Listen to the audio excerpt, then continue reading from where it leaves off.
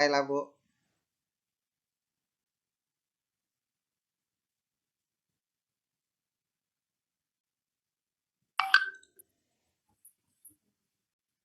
Kelihatan Bapak Ibu semua? Kelihatan. Oke. Pak Irwan, Berarti monggo Mbak dibuka, Siti Pak. Aisyah yang awal. Mbak Aisyah berarti yang buka dua-dua. Yang buka saya nih. Boleh. Ya. Open kamera nggak apa-apa, Bu, biar kita nanti bisa terekam semua. Oke, Pak. Oke, Pak Irwan atau siapa yang membuka? Monggo. Oke, Mas di apa namanya full screen, Mas? Udah paling full ini, Pak. Ini enggak ini ya. Oke lah, kita buka aja. Assalamualaikum warahmatullahi wabarakatuh. Waalaikumsalam warahmatullahi wabarakatuh. Selamat malam teman-teman semua, Bapak Ibu. Terima kasih kita dapat bertemu dalam pertemuan presentasi kelompok 5 mata kuliah data mining. Kelompok 5 ini dianggotai oleh Ibu Siti Aisyah, Ibu Desi Permatasari, Ibu Rahmawati, Bapak Mido Apitra, saya sendiri Erwan Budi Prasetyo, Ibu Iis Soleha, dan Ibu Rita Yulianti. Next, Mas.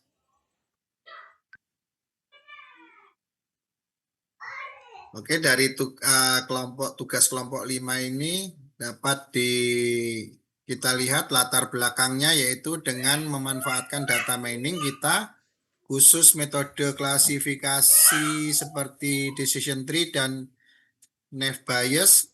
Institusi pendidikan dapat membangun model prediktif untuk menganalisis data akademik dan memprediksi kemungkinan kelulusan mahasiswa secara lebih objektif dan berbasis data. Yang kedua yang melatar belakangi tugas ini yaitu tugas mata kuliah data mining.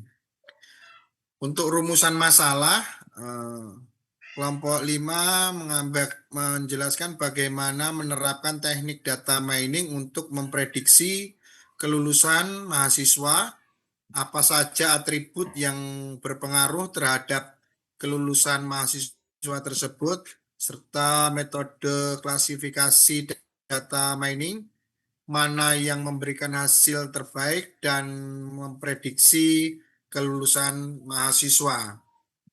Sedangkan tujuannya yaitu menerapkan teknik data mining dalam analisis performa akademik mahasiswa, membangun model prediksi kelulusan mahasiswa menggunakan algoritma klasifikasi, dan yang ketiga membandingkan kinerja beberapa metode klasifikasi khususnya decision tree dan naive Bayes berdasarkan hasil evaluasi model. Selanjutnya, silakan. Selanjutnya, konsep data dalam data mining. Data mining dalam hal pengelolaan data pendidikan adalah pemanfaatan data mining sebagai alat analisis dalam dunia pendidikan untuk mendukung keputusan yang lebih cerdas dan tepat sasaran. Metode yang digunakan dalam kelompok 5 adalah yang pertama decision tree. Decision tree merupakan metode klasifikasi berbasis struktur pohon yang membagi data menjadi cabang-cabang berdasarkan atribut tertentu. Yang kedua, naive Bayes. Metode klasifikasi yang berdasarkan pada teorema Bayes dengan asumsi bahwa antar fitur bersifat independen atau tidak saling mempengaruhi. Next. Metodologinya, yang pertama tahapan CRISP-DM. Yang pertama, business understanding. Yang selanjutnya, data understanding. Yang ketiga, data preparation. Yang keempat, modeling. Yang kelima, evaluation. Dan yang keenam, development. Yang kedua, software yang kami gunakan adalah satu, Rapid Manner, yang kedua, Microsoft Office Excel, dan yang ketiga, Google Drive. Next. Masih lanjut saya. Eksperimen Proses- dan analisis. Eksperimen dan analisis. Proses data, satu, sumber data. Data diperoleh dari koleksi data, dari serta tugas-tugas selama perkuliahan. Dua, atribut. Proses memilih atribut yang paling relevan dan penting untuk digunakan dalam analisis data atau pembuatan model. Contoh, penentuan tipe data. Satu, integer. Dua, binominal. Tiga, real. Terus di sini ada eksperimen dan analisis. Slide-nya Pak, eksperimen dan analisis. Di sini ada gambar data cleaning. Pada Rapid Manner kali ini kita menggunakan beberapa operator untuk data cleaning. Satu, remove duplicate. Dua, filter example. Tiga, map. Empat, replace missing value. Yang kelima, replace. Next. Eksperimen dan analisis, teknik data mining, satu, klasifikasi decision tree. Pada proses klasifikasi decision tree, kita menggunakan beberapa operator. Satu, split data, dua, apply model, tiga, decision tree, yang keempat, performance. Selanjutnya.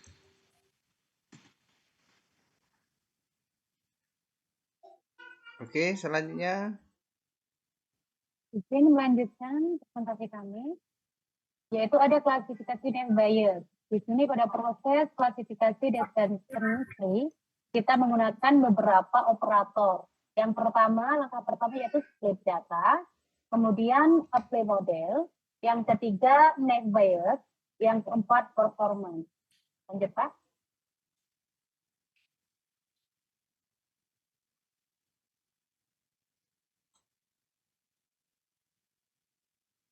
Nah, di sini ada hasil model evaluasi dan visualisasi. Di sini terlihat jelas, di sini evaluasi model, di sini ada akurasinya, metrik akurasinya itu decision tree 70%, net biasnya 85%. Lalu kemudian model terbaiknya adalah net bias, dan dilanjutkan dengan precision-nya di sini ada 75%. Jadi dinyatakan tidak lulus, dan net biasnya 88,89% dan dinyatakan juga tidak lulus. Kemudian resultnya di sini ada 60%, dinyatakan juga tidak lulus. Kalau 80% berarti dinyatakan lulus. Dan kemudian net biasnya di sini ada 80%, dinyatakan juga tidak lulus. Kalau 90% berarti dinyatakan lulus.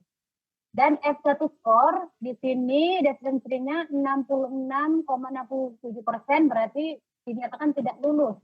Kalau 70 skornya 72,73% berarti dinyatakan lulus. Dan kemudian yang biasnya di sini 84,21% berarti tidak lulus. Kalau 85,71% berarti lulus.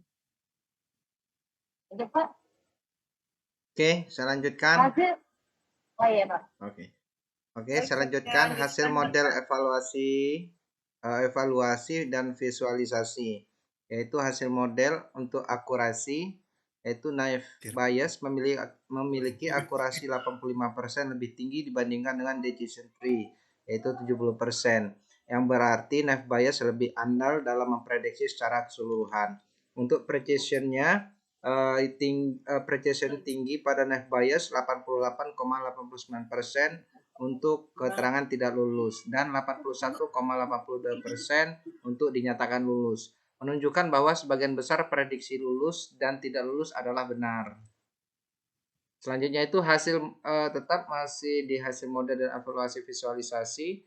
Recall, yaitu recall naive bias sangat baik 80% dan 90%. Berarti model ini dapat menangkap mayoritas kasus aktual, baik yang lulus maupun tidak lulus.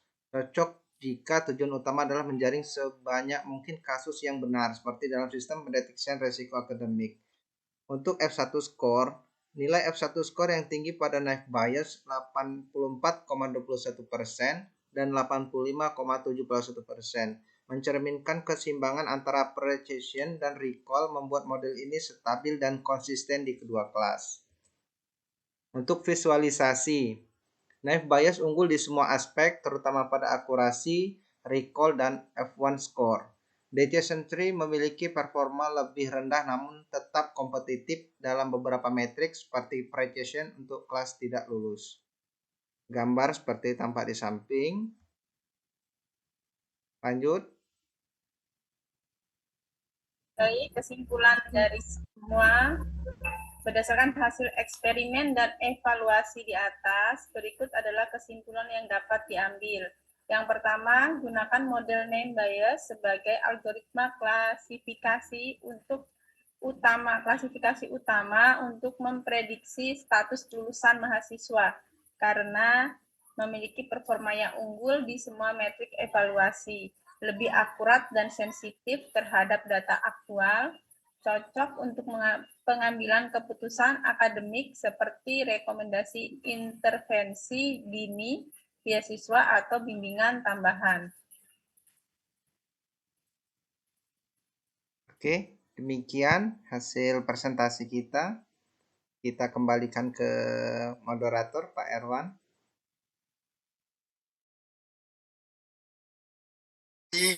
Teman-teman semua,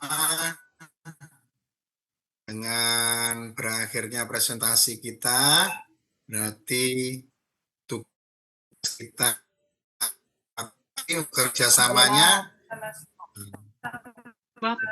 lagi di tugas berikutnya. Saya akhiri semuanya. Assalamualaikum warahmatullahi wabarakatuh. Waalaikumsalam Udah di screen belum ya Pak ya? Di foto Pak, di apa? Ya. Di Kok screen. aku nggak presentasi toh? Nggak apa-apa Mbak, yang penting udah Nggak apa-apa, maksudnya Mbak. tampil mukanya kan ada kan. Ya, baru Di-screen, Pak. jangan. Saya screenshot ya. Ya Allah, melatih. Ya Allah. Iya, di screenshot Kak. Coba, udah dapat belum tuh? Udah ya. Hitung toh Pak, 1, 2, 3 gitu. Itu Pak, jadi biar action loh. 1. Pak Erwan, nomor berapa Pak? Nomor 2, lanjut Bu Rahma.